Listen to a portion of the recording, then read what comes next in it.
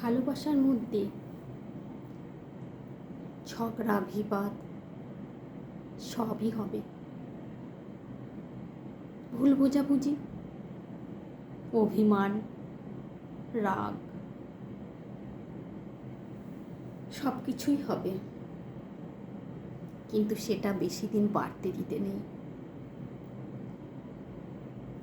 বেশি দিন বাড়লেই দূরত্ব তৈরি হয়।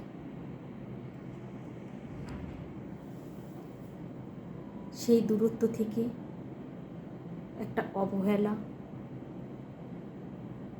আস্তে আস্তে ওই ফাঁকা জায়গাটা নিয়ে ফেলে। যে টানটা সুতোর, সেই টানটা আস্তে আস্তে আলগা হতে থাকে। আস্তে আস্তে সেই আলগা হওয়া জায়গাটা একটা ইগোর মতন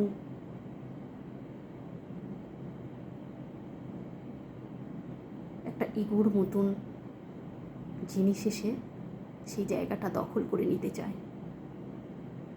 ইগো এমনই একটা জিনিস,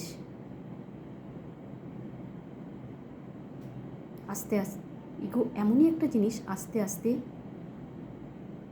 আপনার মনের মধ্যে একদম ঘুণ পোকার মতন কুড়ে কুড়ে খায়।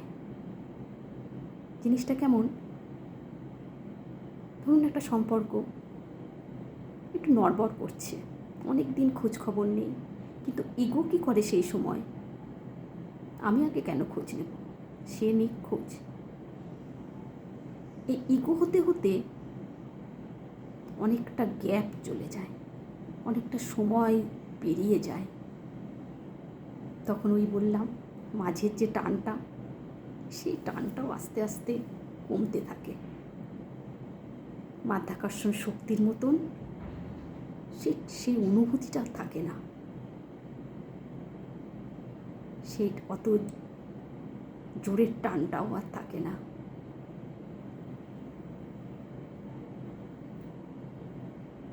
তখন কি হয়, সম্পর্কগুলো আস্তে আস্তে ভেঙে টুকরো টুকরো হয়ে যায়।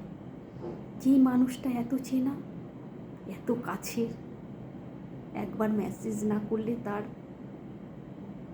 ছটফটানি হতো বুকের মাঝে, একবার খোঁজ না নিলে মনে হতো সম্পর্কটা ভেঙে গেল বুঝি।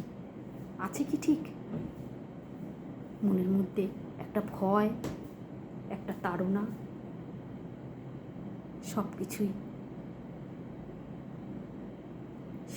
উদ্ভব হতো। কিন্তু যত দিন যায় সেই শূন্য স্থান পূরণ করে নেওয়াই ভালো। বেশি দিন শূন্য জায়গা রাখতে নেই, কেন শূন্য জায়গার মধ্যে ধূলিকণাও এসেও জায়গাটাকে দখল করে নেয়।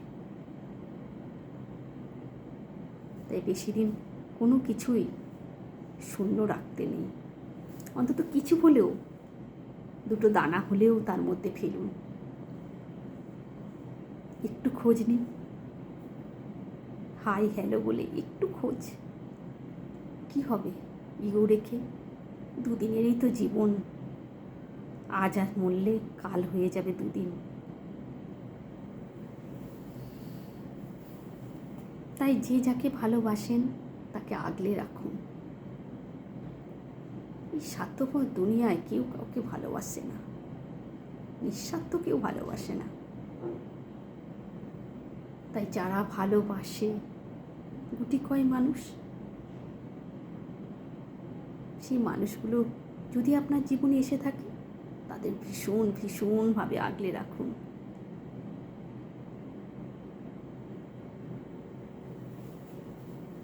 নমস্কার।